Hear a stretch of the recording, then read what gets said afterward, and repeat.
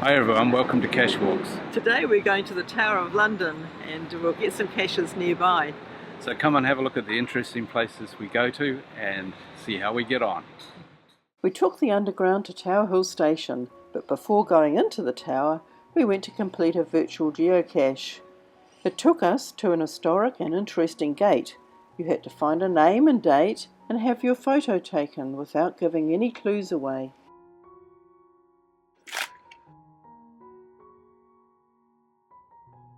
We had purchased our tickets online to avoid queuing and went straight in to find the crown jewels. The jewels have been held in the Tower of London for over 600 years.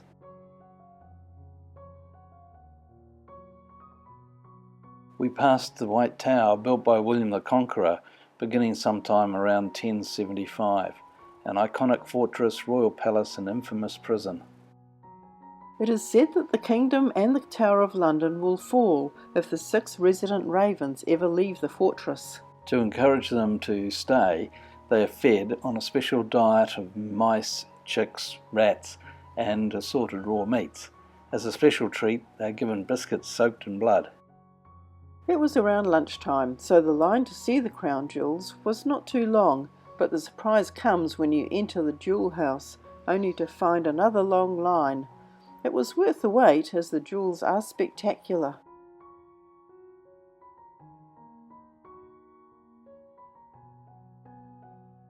No photos are allowed inside, but we saw some for you. The Imperial State Crown, with its 2,868 diamonds, 17 sapphires, 11 emeralds, 269 pearls, and our favourite, the Black Prince's ruby. Queen Mary's crown was adorned with the famous Koh-i-Noor diamond and 2 of the Cullinan diamonds for the coronation of 1911. In 1914 they were removed and replaced with crystal models. The Imperial Crown of India, set with emeralds, rubies and sapphires, and 6,002 diamonds. It's only been worn once. St. Edward's crown is the most sacred of all. It's only used at the moment of crowning itself. From 1661 to the early 20th century, this crown was only ever adorned with hired gems, which were returned after the coronation. The Sovereign Sceptre, with the amazing 530.2 carat Cullinan 1 diamond. We could hardly take our eyes off it. Sovereign's orb symbolises the Christian world. It is placed in the monarch's hand before being placed on the altar. The eagle-shaped ampulla contains anointing oil and an 11th century spoon that escaped Oliver Cromwell's terrible meltdown of the royal treasures in 1649. The imperial mantle is made from cloth of gold. Woven in silk are the national emblems of the rose, thistle and shamrock. The coronation regalia, and Queen Elizabeth II on her coronation day. Then it was on to look through the White Tower and its armory.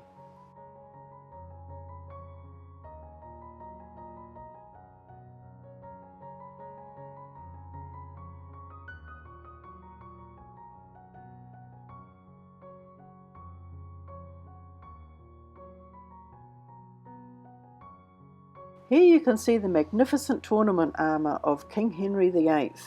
It also has wooden horses coming from 17th century displays. The line of kings has been on display here for over 350 years.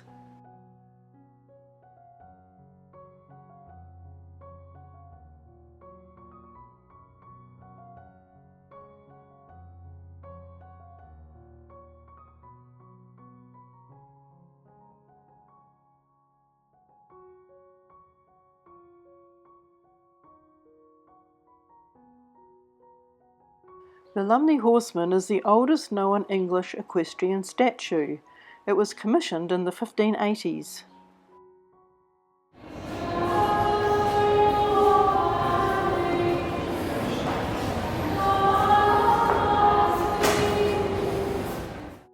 Then it was out into the courtyard to watch the changing of the guards.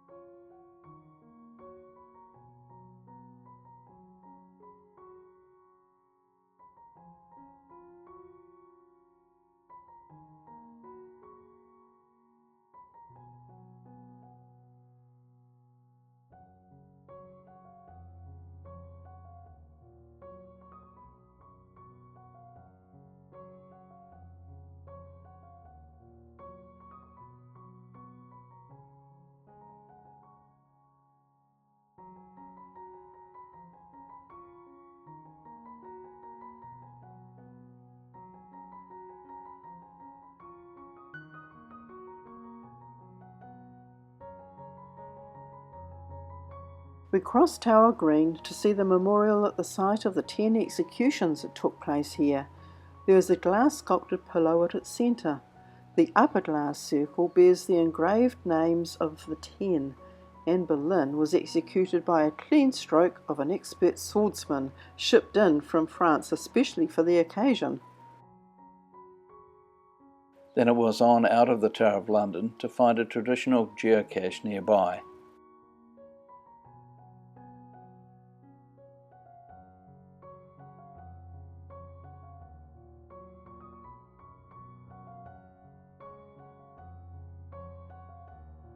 Signing the log brings us to the end of this cache walk, so thanks for watching. And don't forget to go geocaching!